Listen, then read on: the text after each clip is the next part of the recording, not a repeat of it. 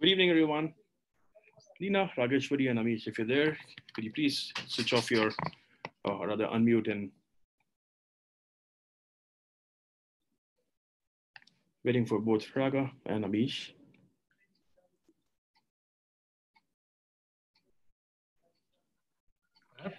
Hello. Hi, everybody. Hello, everyone. Lina, Hi, do I how are have you? your permission Hi, to start? Lena. Hello, Amish. Hi, Hello, my hi, how are darling you, neighbor. Rageshwari? How are you, Lina? Hi, I'm Ravi. I'm Hey, I'm in the lucky position of sharing the stage with beautiful, intelligent, articulate women. All I have to do is keep quiet and listen. They can do all the talking. I'm gonna keep, sipping my tea and eating my fruit. wonderful. We are Wonderful. very happy you feel that way, Amish. Thank you. Thank you. Thank you, Amish. Thank you, Lina. Thank you, Raga. Do I have the permission to start and say a few words before I give it all to you guys?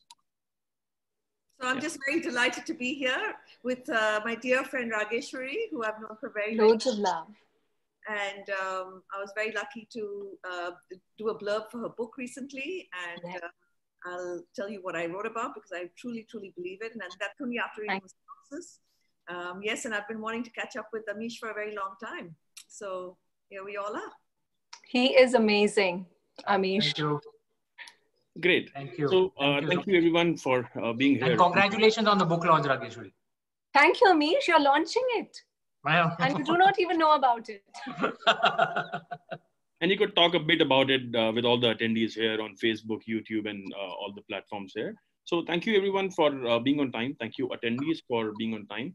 And hello, everyone. Namaste, and welcome to today's session. My name is Ravi Santlani, and I'm the founder of School News, India's largest media platform for the education sector. We have over 2,182 attendees registered for this webinar and are live with us on Zoom, Facebook, and YouTube. Thank you for all your interest in coming here. So today's topic is Rethink, Reimagine, Reevaluate, and redefining our life post-COVID-19. And to brainstorm on the same, we have with us Lina Asher, who will be chairing this panel.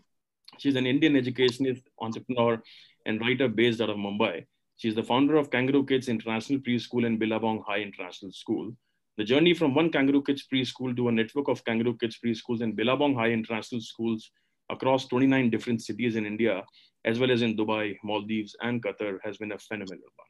Lina's unique approach, injections of potent solutions, and radical processes to ensure that the quality of education is improved has been instantaneously well received and noticed. We also have Amish Tripathi, who's a diplomat, author, and columnist. He has taken over as the director of the Nehru Center in London in October 2019. Amish has been listed among the 50 most powerful Indians by India Today magazine in 2019. Forbes India has regularly ranked Amish among the top 100 most influential celebrities in India. Amish was also selected as an Eisenhower Fellow, a prestigious American program for outstanding leaders from around the world in 2014. Amish published his first book in 2010 and has written 7 books till date. His books have sold 5 million copies and have been translated into 10 Indian and 9 international languages. Amish is also an alumnus of the prestigious Indian Institute of Management, IIM Calcutta. He worked for 14 years in the financial services industry before turning to writing. We have our celebrity, Rageshwari Lumba Swaroop, who's an actor, award-winning Celebrity automatically such a nosedive from all of this. So everyone is a celebrity here. So Rageshwari is an actor and award-winning singer of many music albums and MTV VJ. At the peak of her career, she was struck with Bell's palsy. Her recovery with the help of yoga and mindfulness has been very well documented. Her mindfulness career includes her work with her guru Jack Canfield, an affirmation CD with the late Louis Hay, a Tibetan rights documentary, and performing at the Nobel Peace Center. Rageshwari is now an author with Penguin Books and has just released a mindfulness book for parents and children, which is called Building Happy Family. Rageshwari now lives in London with her barrister husband Sudhanshu and daughter Samaya, and runs a mindfulness business, Unicorn World Events. She speaks at many organizations globally on the power of the mind and is a guest speaker at the Oxford Mindfulness Center. She's also hosting and curating London's first AIM Literary Festival for Children. A very, very warm welcome to you all. And before I hand it all over to Lina, I'd like to request all the attendees to please type in your questions only in the Q&A section, and the speakers will try to answer a few if time allows. And for those of you just joining us, welcome and enjoy the webinar. Over to you, Lina. Thank you, Ravi. So I've known Rageshwari for many, many years. She's been chief guest at school concerts, and she lit up the stage and lit up children's faces. So it's a delight to see you here, Rageshwari. Likewise, Leena. Or Rags, as we call her with such fondness. I only read her synopsis of the book. And for me, what resonated so deeply is her belief in the unlimited potential a child has, which is the same place that I come to for education. And I truly believe that if parents read this book, it just leaves the world a kinder, more peaceful, more loving place to be in. So please, everyone, go out and get the book. Even if you don't have a child, we all have a wounded inner child within us. And I believe reading this book will help you heal that wounded inner child. Amish, I've only met you once, but what a fabulous meeting it was. And I've always been fascinated what takes a man from finance, business, and a career to the world of being an author, an entrepreneur, and an artist. So we'll hopefully come to that a little bit.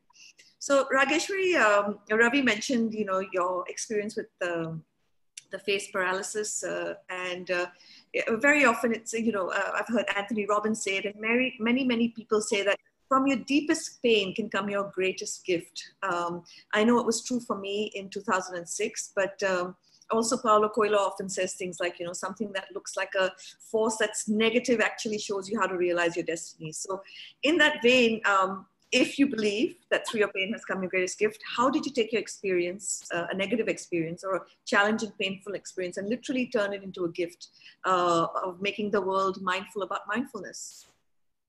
Okay. I thought Amish is going to start first because it's always beauty before age. It's always beauty before...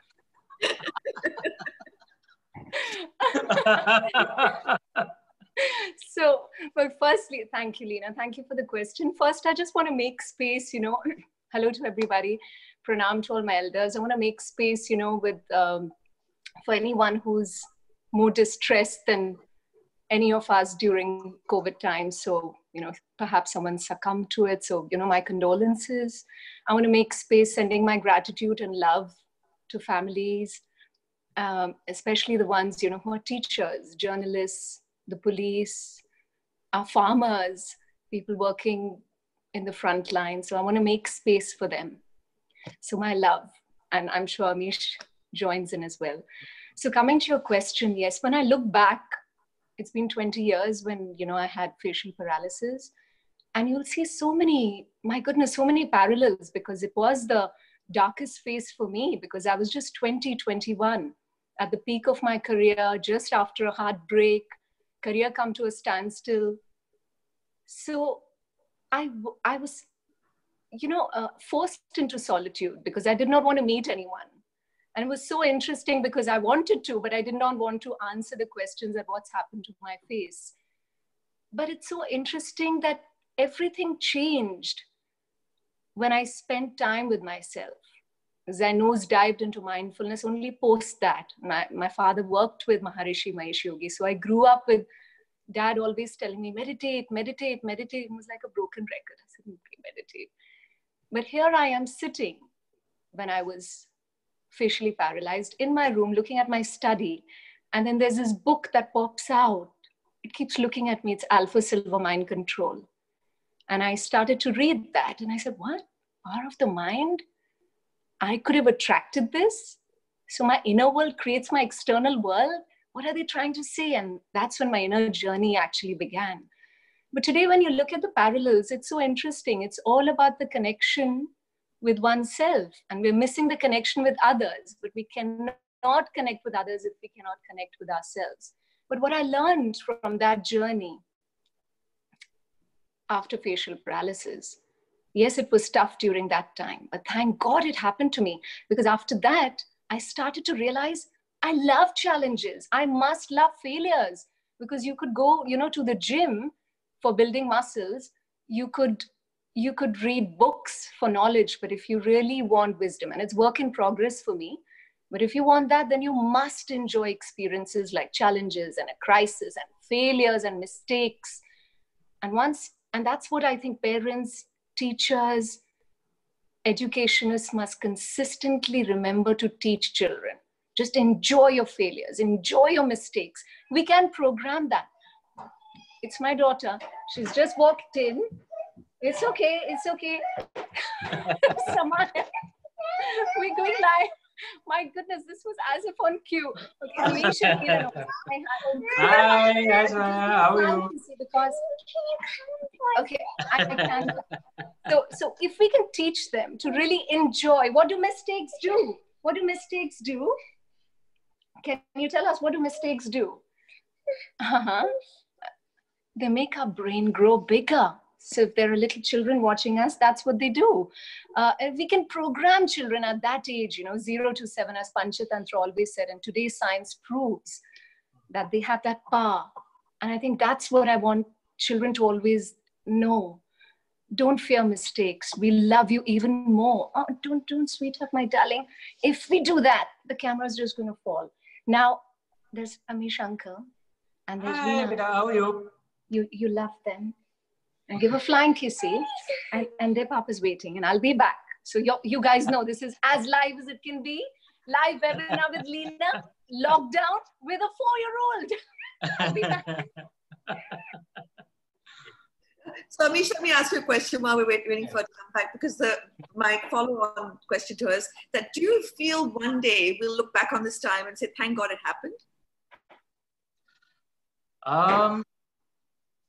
Look, it's a pandemic. Okay, it's something that is shaken up the world. All the pieces have been shaken up and thrown up in the air. How they will land? Sorry, Rageshwari, do you want to complete your point? We can always go back.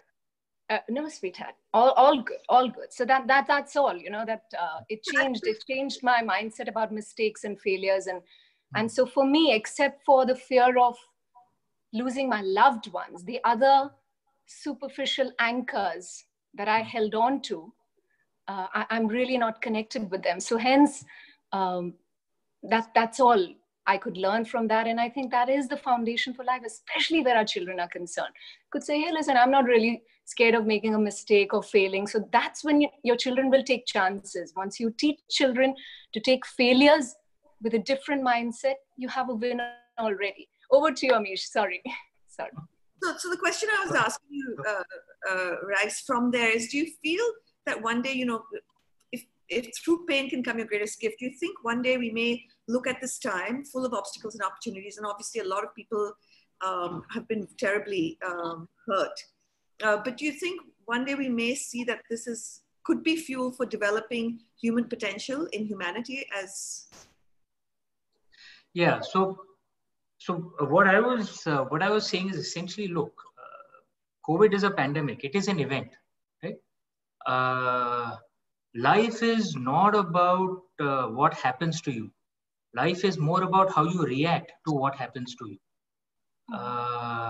One of the key things in the Indian way, in the dharmic way, is the ability to learn how you should live your life. Because you can't really control how things happen to you. The events that happen to you aren't in your control. You want to call it fate, you want to call it the universal law, whatever, right? If you believe in God, then you can say it's God's work, but whatever, that events that happen to you are not in your control. Yeah. And how should you react to those things? I think society could go in either direction.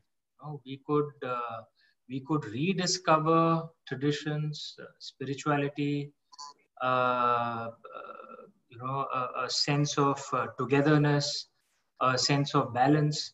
In the Indian way, in the traditional Indian way, spirituality and traditions don't mean being conservative and hidebound. In fact, our traditions were deeply liberal. So it's not that we have to make a choice between traditions and liberalism. You can be both. In the Indian way, you can certainly be both.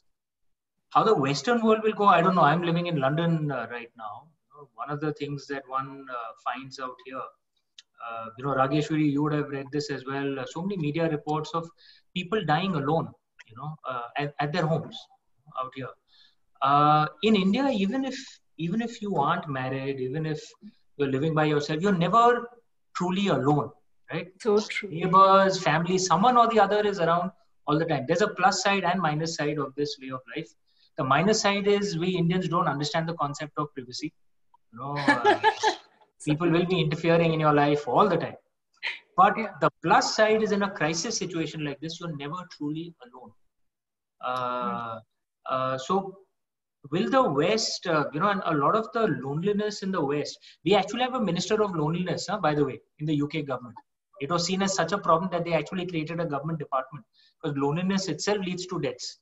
So will the West rethink their excess individualism, which has led to loneliness, and therefore rediscover spirituality and traditions? Could be one route. The other route could be, they could go down the route of the Roaring 20s. The 1920s, the time of hedonism and drugs and everything else. It was a reaction, in a way, to the devastation of the First World War and the Spanish flu. Spanish flu killed 50 million people, approximately, right? And in the West, the reaction to it was, yaar, marna in any case, might as well just enjoy life, right? So it could go on either direction. I think India will probably go towards spirituality and traditions. I don't know where the West will go. Let's see. It's just when I'm seeing what people are posting on social media, suddenly there seems to be a lot more gratefulness for, the little things of life. And, there's a saying that you can't appreciate water unless you've known thirst. And it's almost as though we're experiencing thirst now. And for the first time, we're waking up to the understanding that, oh, wow, water tastes so good. Or water feels so good. Having water access is just fantastic. The things that we've just completely taken for granted. I'm seeing not just in the Eastern world, but also in the Western world, a lot of that sort of discussion and talk, as though people are almost having to go internal to reconnect with, and loneliness. You can be alone and never be lonely.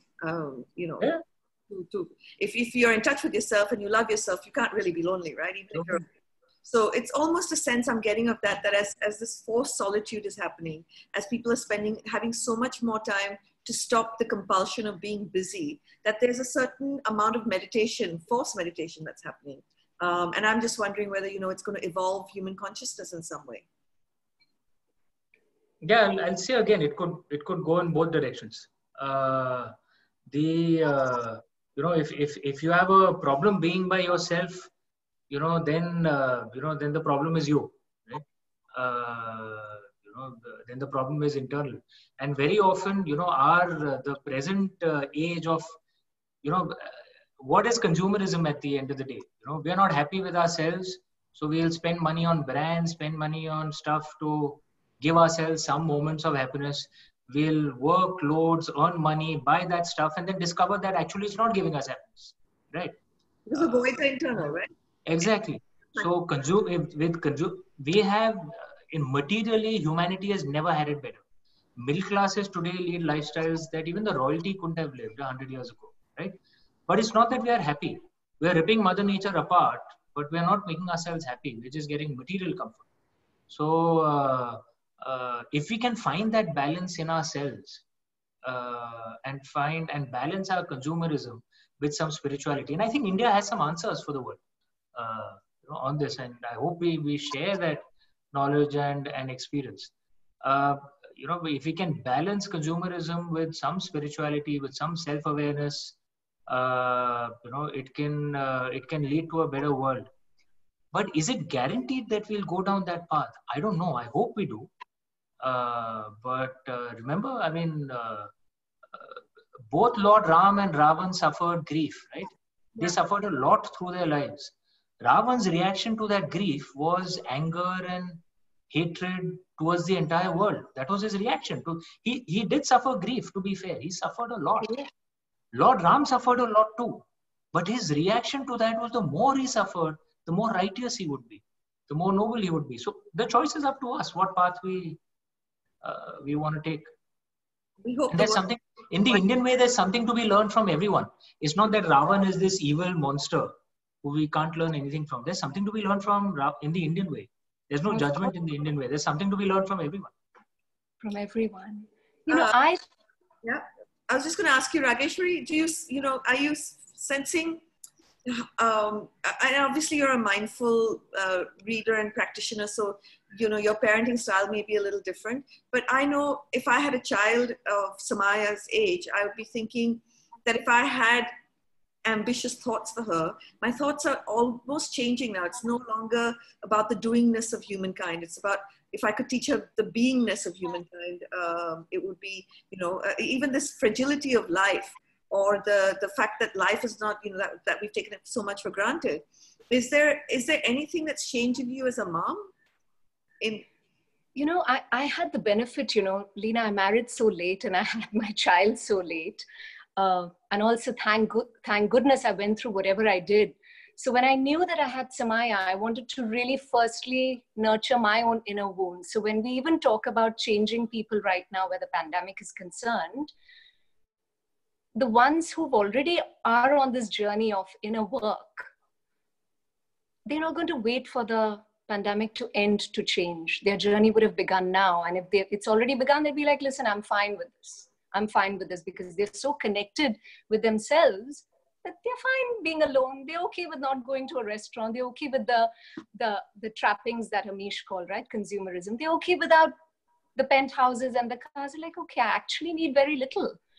So where my parenting with Samaya is concerned, it's all about, if I see a toddler, especially because, you know, her exposure is limited to what I'm exposing her.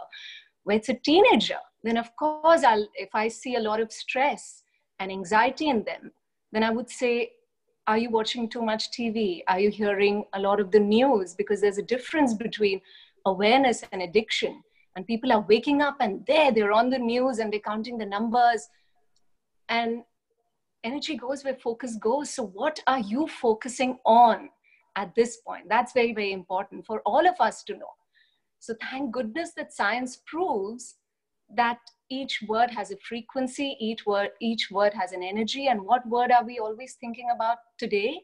Doom, failure, fear about the future, coronavirus, illnesses. I mean, people actually imagining how they would be when they would fall ill. And that's the energy in a home. So I'm not talking about the words you use with your children. I'm talking about how are you taking this failure or crisis or challenge, and then the vibrations are sensed with a child. So, and I'm not talking from my hat because, you know, I have my debut book coming out. I was supposed to be with Roshni, our editor at Penguin, in India doing a tour. So we said, fine, it's okay. It's an interesting challenge. How now can we promote it and make it reach out to everybody? So as a child, she sees this. So for me, my parenting is not about her. It's about how am I bringing myself up? How am I showing her how mommy handles failure and challenges? That's okay, exactly what Amish said. You know, we can't really control what's coming to us, but is my internal world really strong to see that it's okay, things could have been worse. So it's okay, I think I can handle this. If that answers you, Leena? It does. Yeah, no, I think, you know, and Rageshwari's put it so beautifully that, you know, the same things that happen to us, we can either have an attitude of frustration, anger, or, you know, which may not help us, right? Sometimes maybe anger is required, but very rarely. You know, and I'm a Lord Shiva worshipper, man. Our God gets really angry at times, but his anger calms down also quickly. What really helps a lot more is a mood of positivity, of gratitude. You can look at the same thing and think positively. I mean, you know, what Rageshwari has been through and the attitude that she had is what got her, you know, is what got her out of it. You know, having a sense of perspective, even on this pandemic, you know, deadly and disastrous as it is, compared to some of the pandemics that humanity has suffered, as recently as, you know, the Spanish flu, which killed 50 million people of a much smaller population. An equivalent death toll today would be around 200 million people. You know, so, you know, we could just think that, look, this is terrible, but we as a species have far more capability now. We didn't have vaccines 100 years ago. Today, it's a matter of time before a vaccine will come up. If not that, at least some, you know, some mitigant, something will come up, right?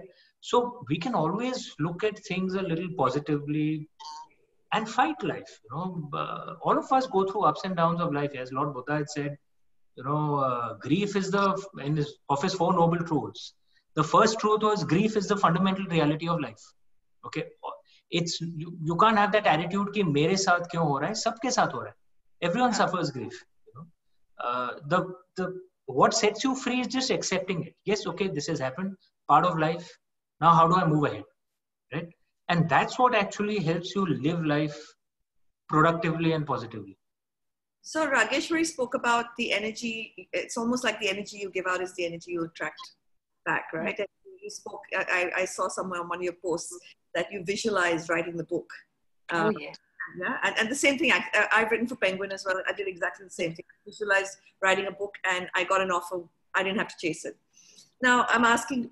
Okay, so if we were to collectively, as humanity, give out some energy, and we were to visualize what the future could be like, what would you visualize as the best case scenario of us coming through this? What do you both visualize for the world?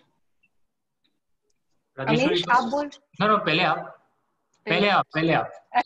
Age before beauty. No. Amish, First, if you could add on, if the research work you did for writing your books is in any of our scriptures, in our Vedas, has this ever been spoken about, the power of visualization? He will. He'll talk. What's that? All okay? I heard a loud sound. Yeah. Okay. So I believe in visualization so much, but it's so interesting. I mean, we've always had our parents consistently tell us, right? They would tell pregnant women that please look at this photograph. It was always in Hindu families, it was always baby Krishna and baby Jesus, where Christians are concerned. Allah Ta'ala's name, where Muslim families are concerned. So constantly thinking about something positive. While Panchatantra knew this hundreds of years back, they would talk about seeing something. They would actually want women to affirm thoughts of positivity and encouraging affirmations to the unborn child in the womb. They knew that part then. And thank goodness that there's scientific research today. So when I speak with corporates, they want the scientific research immediately. So I absolutely believe in the power of visualization. I'm living in a home which was on my vision board 15 years back, the view from my balcony. So yes, I visualized even the Penguin book, my editor, how she's going to be, and Roshni at Penguin is exactly how I wanted her to be, because we change our perception. Anyone who wants to research on this more, research on reticular activating system, how the brain works when we consistently think about something. What I visualize for the world, I visualize that there's no hierarchy, that we flip the way a hierarchy is. I want teachers, farmers, children in the forefront. They should be our decision makers. So we look at health, we look at good food, and we look at education in a very different way to see what children think, where education is concerned. Very Gandhian approach, no report cards, but educating them with a lot of questions, a lot of excitement, experiments. You tell us how you want to learn this.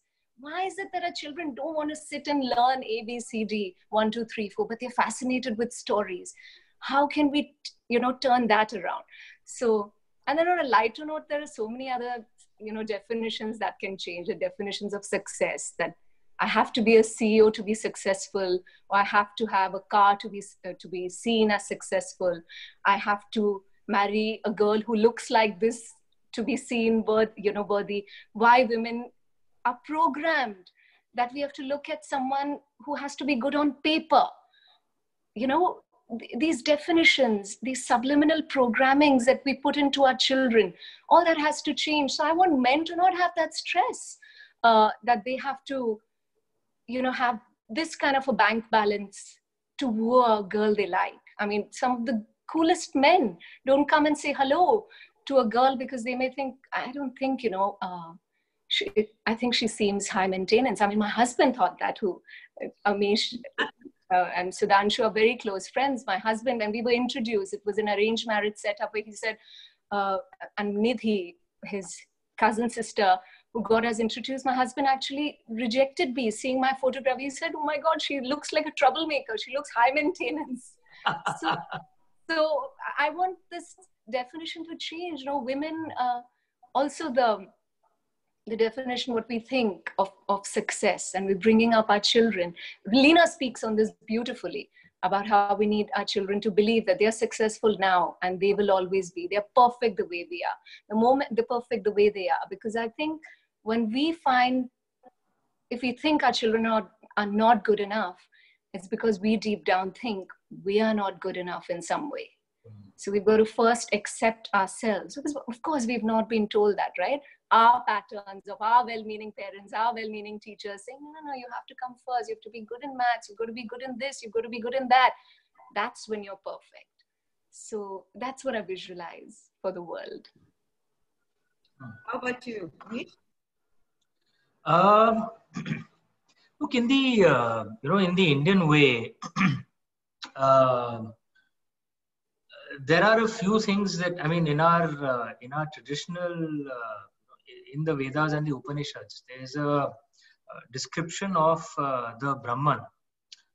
It's not the caste Brahmin, it's Brahman. It's the formless divine. But it's not exactly like the Christian and Islamic God, because the formless divine never picks any sides, is not, in fact, the word that you use for, it's the limitations of English that we will use the word him or her for it. But in Sanskrit, it is beyond gender, beyond, and it just exists. Brahman just exists. I mean, it's, because pop psychology is not exactly, but it's a bit like the Force, right, in Star Wars, that it just exists. And its existence allows the universe to exist, right? That's what the Brahman is. But one of the things in the that our ancestors discussed in the Vedas and the Upanishads, the Brihadaranyaka Upanishad, for example, which is a discussion between Maharishi Yajnavalkya and Maharishika Maitreyi. They had women equivalent of prophets and messiahs, by the way, in ancient India. So women had a very high status in ancient India. So some of the discussions that happened, that this concept may be true, but it's very difficult for most ordinary people to understand, right? Most people simply don't have the ability to understand the formless divine. So therefore, to make them understand, you have to give some form, like to your point, visualization, right? To help you rise spiritually up to a level where then you can understand the formless divine. So therefore, then you find the form of the divine which appeals to you, right? So if there is someone who is, say someone who believes in compliance, who believes in there being a set of laws which should be followed, then, well, you have the form of Lord Ram, you have the form that comes in the Islamic way, right? If there's if there's someone who believes that, who's essentially rebellious by nature, right? As I am, right? And at their core, say, slightly anti-elitist in nature, then someone like Lord Shiva appeals to us, right? Because he's a god of the rebels, he's very cool. If there's someone who's inspired by the feminine part, by the sacred feminine, many of the followers, the greatest followers of the sacred feminine in India, at least, used to be men usually, right? So then you follow the path of Shakti Ma. So essentially, what is that? It is to make the divine understandable for you, so that you can rise up to a certain level, beyond which then you can understand the formula. And the formless divine, most people in the world, frankly, regardless of religion, frankly, do not understand.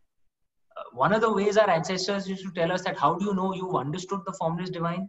When you find it impossible to hate anyone, okay? When you find it impossible to judge anyone. If you're that kind, you are wrong, you are right, you'll go to heaven, you'll go to hell. You haven't understood the formless divine, right? You're far away from it. Because with the formless divine, then you move beyond emotions. It is a very high spiritual level. Probably the Dalai Lama is at that stage, among the few, in the world. So it is a journey, and visualize. And what our ancestors understood is, you have to help most ordinary people. We are all ordinary people. We need some visualization, some help to help us rise. And then so therefore the divine comes to us in a form that we naturally get attracted to because of the kind of character that we have. It doesn't say anything about the divine. The divine doesn't have that character. The divine is simply taking on that character to appeal to us. That's all. The divine is beyond attributes, beyond character, beyond taking sides. I mean, if the divine is responsible, or has through, again, I'm using the limiting English word, through his presence, the entire universe has been created.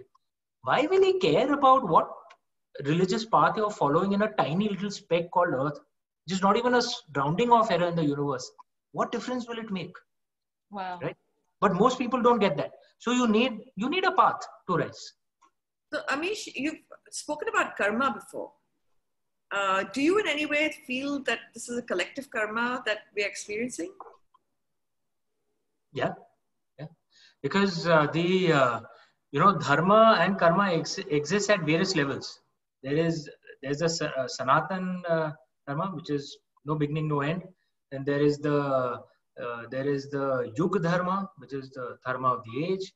And there is the Kula dharma, the dharma of the community. For all of us, it's the dharma of India. And then there's the Swadharma, my own personal dharma. If we as humanity are causing so much chaos to Mother Nature, species are dying at such a pace that it's almost like an extinction level event. The kind of extinction level event that happened in the Cambrian age, for example, early on. And this is not a natural phenomenon. Humanity is causing it, right?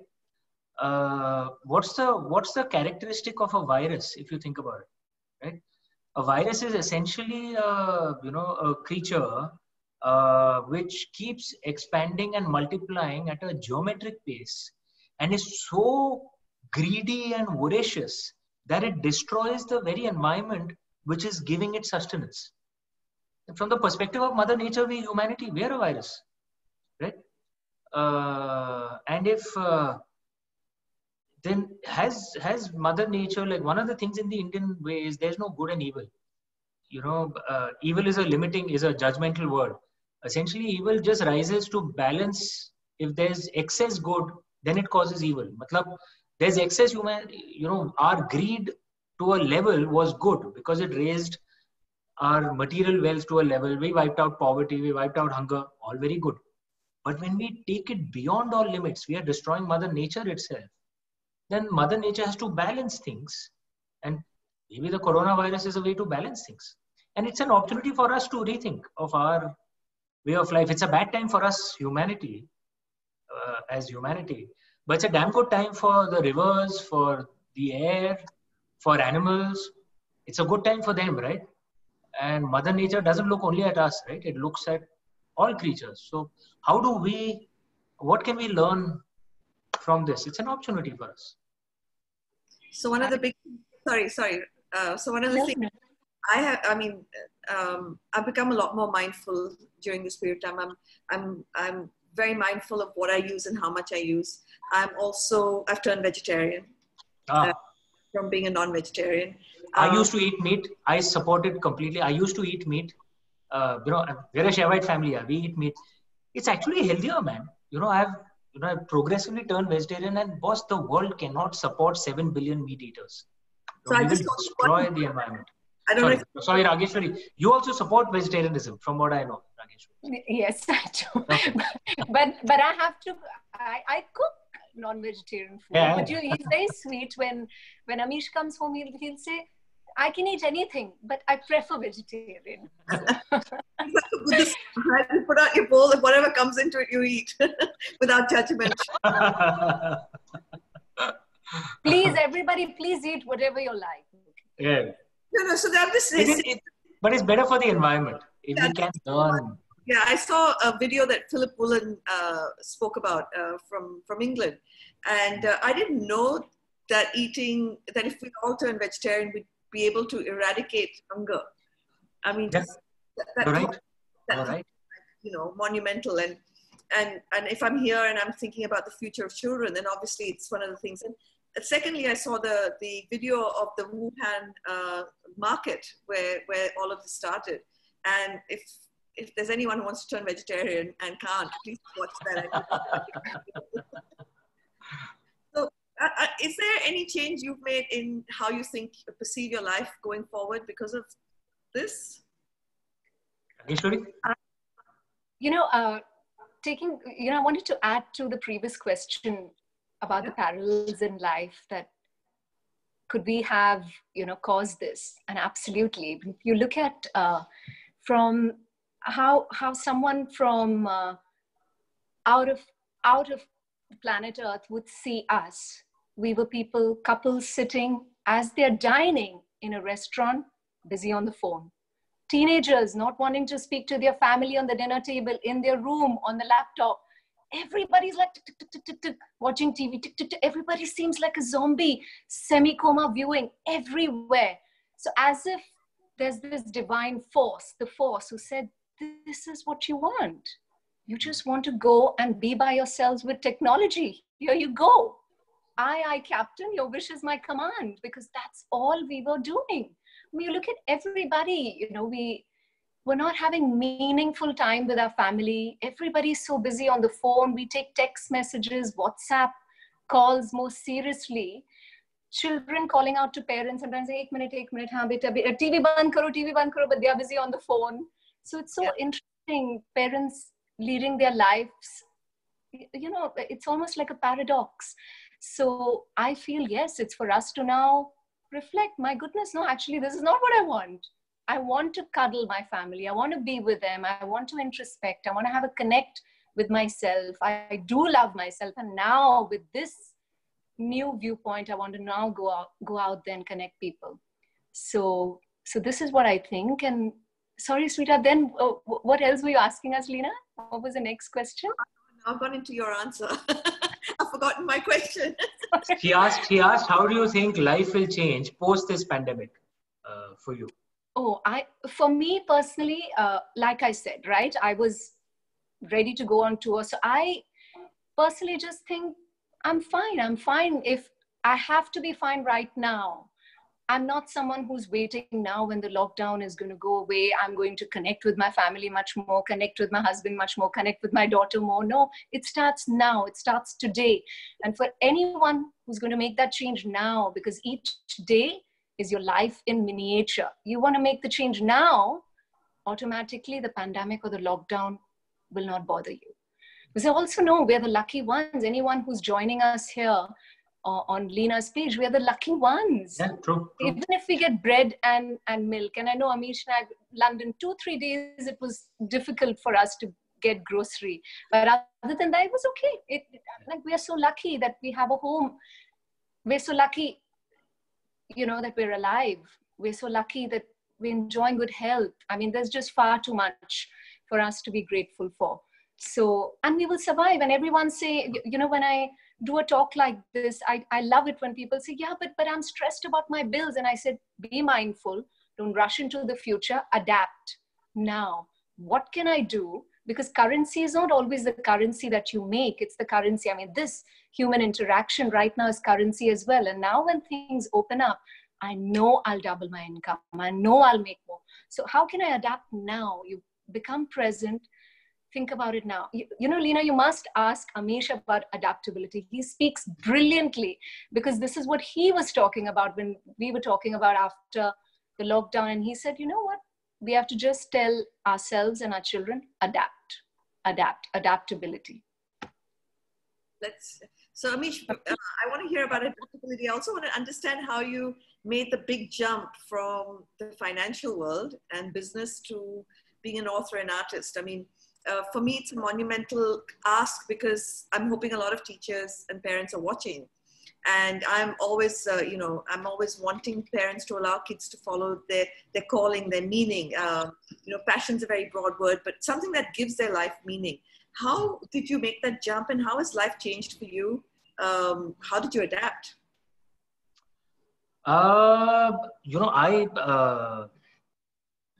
love to give an answer which would sound, sexy and passionate.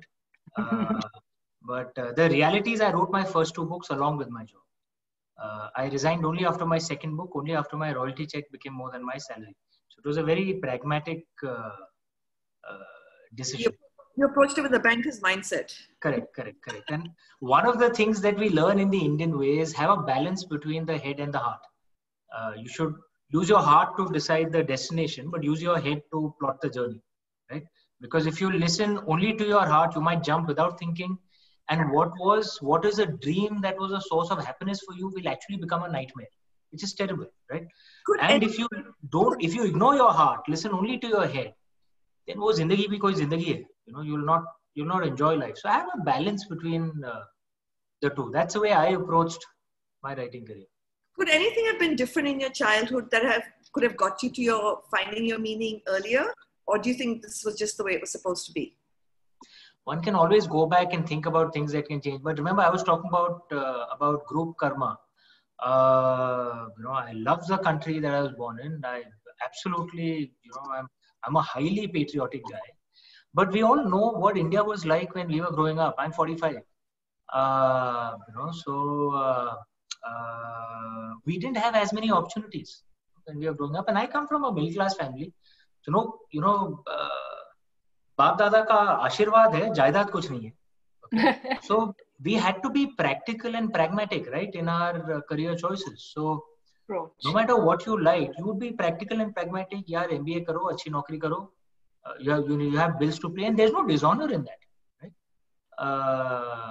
It allowed me to meet my responsibilities, lead a lifestyle that was way beyond my dreams compared to what we grew up in, and and it's a joy to our parents, right, to see that all 4 of their children have done well in life. That's a part of thing where it brings me back to adaptability, as Rageshwari was saying, that when the circumstances change, then you adapt to that. Look, what is happening right now is essentially an evolution. And one of the things sometimes I think erroneously credited to Charles Darwin, but it certainly reflects what he spoke of evolution, that the species which do best through the test of evolution are not the ones that are the most, usually not the ones that are the most intelligent or the strongest. It's usually the one who are most adaptable, who can adapt to changing circumstances, right? This is again something where this pandemic, where the entire world is being shaken up, all the pieces are thrown up in the air, and it will be true of individuals, it will be true of countries. Countries which are adaptable will succeed through this. Countries and individuals who still remain stuck to the old rules might find things difficult. So you have to be pragmatic and adaptable, and that's what we should teach our children as well. They might have some dreams, but those careers may not be available, because of this pandemic. I mean, there are industries, how things will pan out, no one can be sure right now. But one can be almost certain some industries will be hit really hard, and they'll find very difficult to recover. International travel, for example, you find it very difficult to recover. Cruise liners, for example, whether it'll ever, depending on how quickly a vaccine comes, right? How things will pan out. So say if someone had these dreams, how do you still meet your dreams but live in the world as it is, right? That's what pragmatism is about, right? That you can't live in the world as it should be. You have to live in the world the way it is. We are lucky we are Indians, because I think India will emerge stronger out of this. So our children will probably have a lot more opportunities. It may not necessarily be true of people in other countries. Some countries could get really badly hit. Some countries could break up. And people living there, they may be as talented, but what do? They're stuck in a country which is collapsing. What do they do? I mean, to give you an example, it's not necessary that we are more talented, or that there's no Syrian more talented than us. There could be, but that poor chap is a Syrian. He's living in a country which is completely collapsed. What can the poor chap do, even if he or she has talent, right?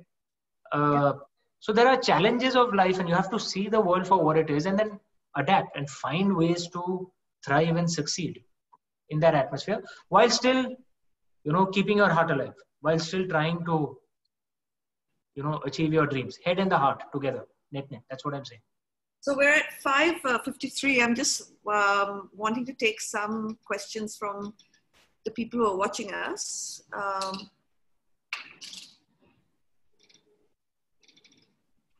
We must give Kamal a chance. I know he's been wanting to send us a question. Okay, so I'll Kamal's joining us from Australia. He must be sitting up now. Ayuhi Mitra is asking us, she's a psychologist. The most difficult area we face is teaching mindfulness to the youngsters, the adolescent and young adults. The world nowadays is so dynamic that the minds that we need to be the most productive due to the obstructions in the cognitive processing gets underutilized. Would you please suggest the best ways to enhance their abilities using mindfulness? Rageshwari, I think this is for you. Yeah. And what age group are we looking at? Because if we're looking at toddlers for that matter.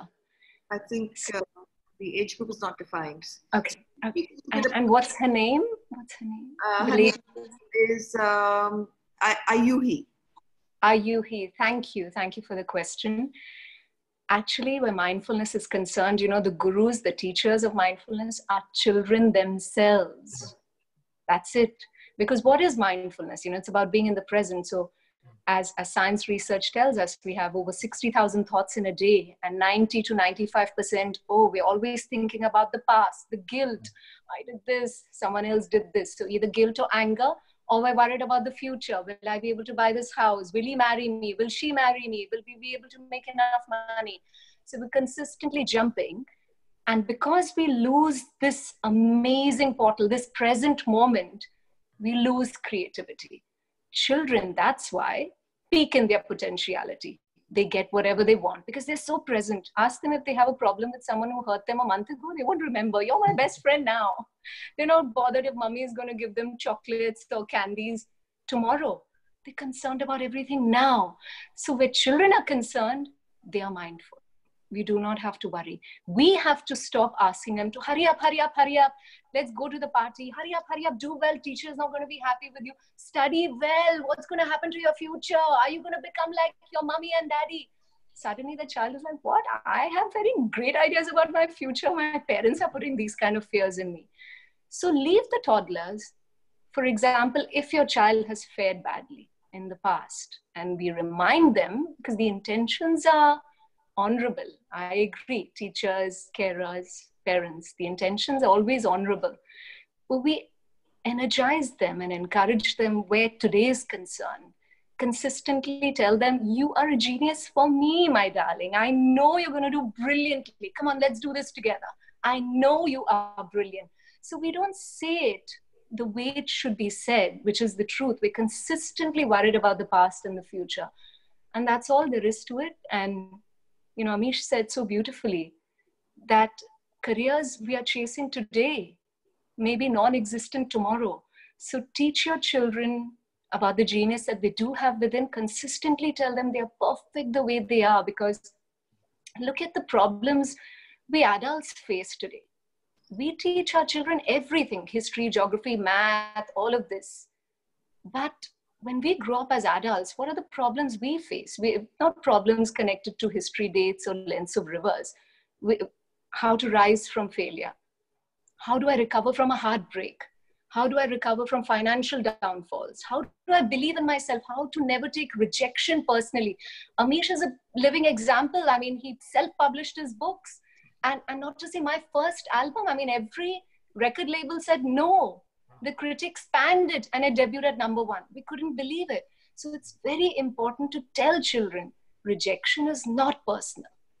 I feel like chocolate ice cream today. I don't feel like vanilla. Vanilla is not sitting and crying there. I got rejected. So that mindset, and children are very good because they have a clean slate. So they will believe this.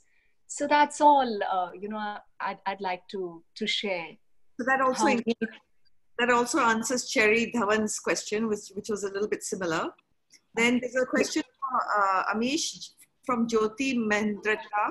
Amish is a person who has so much knowledge about our mythology. Can you put some light on how people acknowledge quarantine to self-prepare?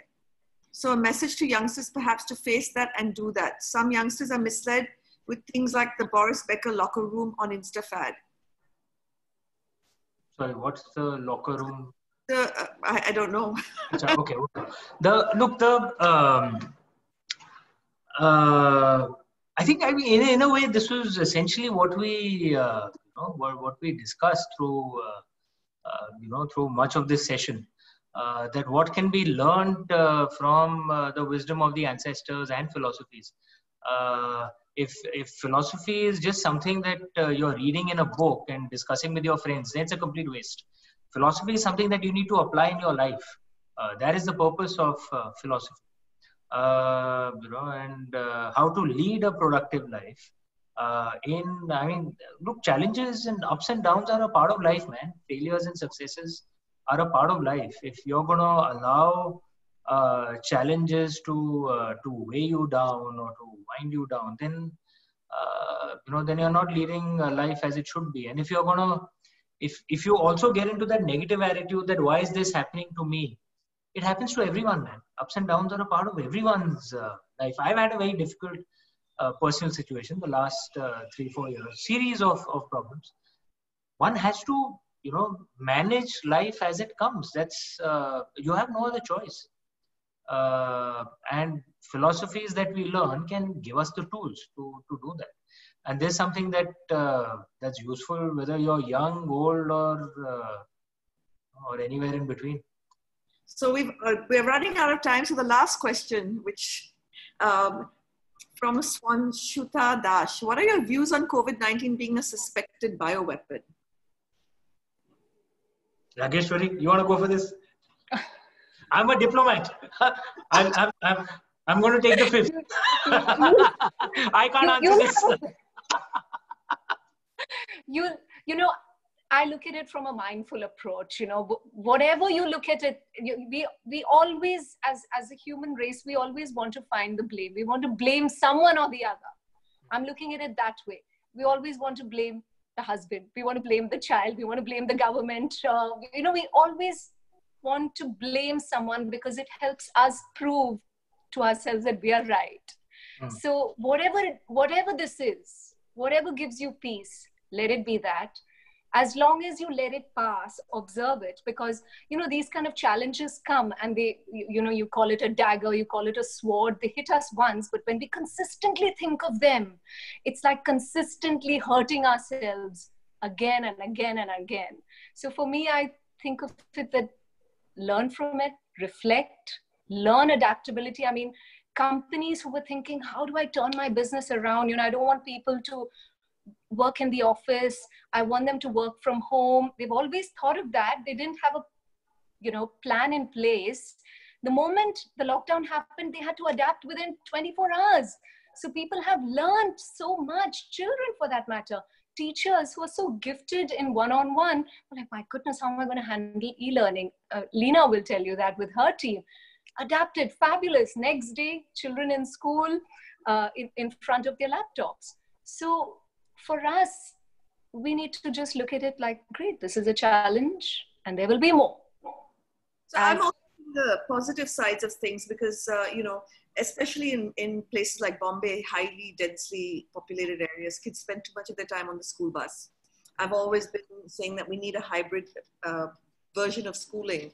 Humans are spending too much time on the roads, getting to work, getting back.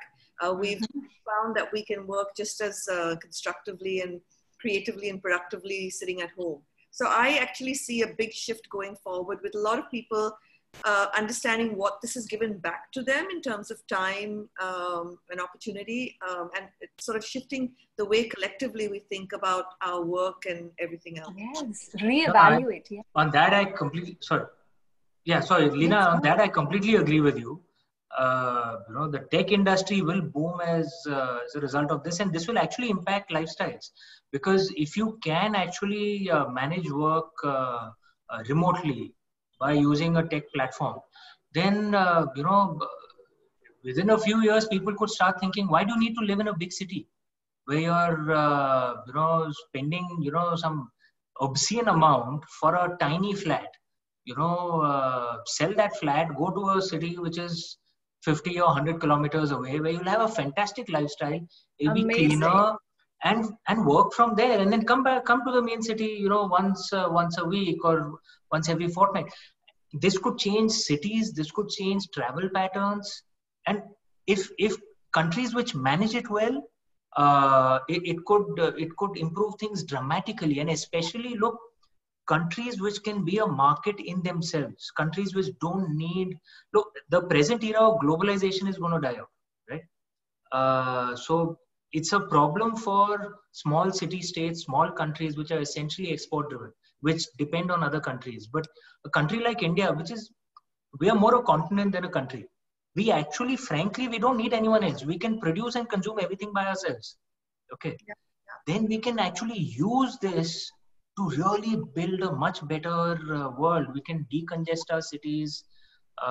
People can spread out. People can lead better lifestyles in smaller towns. Pollution will come down. It can be, if we manage this well, positively, this can actually work to our benefit. Wonderful. So thank you, everyone. Thank you so much. Thank you. I just want to come in, Amesh. I mean, there is someone called Amesh Sutaru is asking, Amesh, sir, you have mentioned about quarantine in Immortals of Meluha. Do you think this process was practiced in ancient India? I think that was interesting. I wanted to bump in. Yeah, no. Look, quarantine as a as a concept to control infectious diseases is not a modern invention. It's been around for thousands of years, especially for new diseases where you didn't have a cure. India's medicine system, the Ayurveda was, and it's not like homeopathy. Ayurveda actually has science behind it. So it had cure for many diseases, but new diseases which come, which doctors haven't understood as yet. Quarantine was, it could have different terms in different areas or different points in history, but this was actually an accepted practice. The entire term quarantine actually means 40 days, and this term itself comes from the medieval Italian states, but the concept existed for long. So which is why I used it in my book. I can't say I predicted this. Okay, that book was in 2010. I believe it's 2020, so it's 20 plus 20 is 40. That's why they kind of that. Correct. Thank you, Leena. Wow. Thank you, Ravi, for hosting this. Thank you so much, Amish, and Rajeshwari for coming online and speaking to all of us. It's been absolutely wonderful, inspirational. Thank you, Ravi, Leena, Rageshwari. I mean, this was fantastic. I thoroughly enjoyed this this session. I don't know about you guys, but I completely enjoyed myself. I loved it. Thank you. You could actually look at the chat. I mean, there are hundreds of thousands of people who are thanking you all. And on behalf of them, I thank you all for coming live on this Zoom. And I think there are many questions which have gone unanswered. So I request all to copy them and paste it on Leena Usher Facebook page. And I'd request Leena to take out some time to answer them. And answer that. Leena is going to spend a full day. Leena will answer. Yeah. So please, attendees, copy your questions from here and post it on Leena Usher Facebook page. Thank you, everybody. She's a great human being, and she'll help you with all the answers from Amesh and Raga. Thank you once again. She is wonderful. It was wonderful having you all here. Thank you. Thank you. Bye, guys. Bye. See you guys. Stay well. Stay blessed. Bye. Bye, everyone.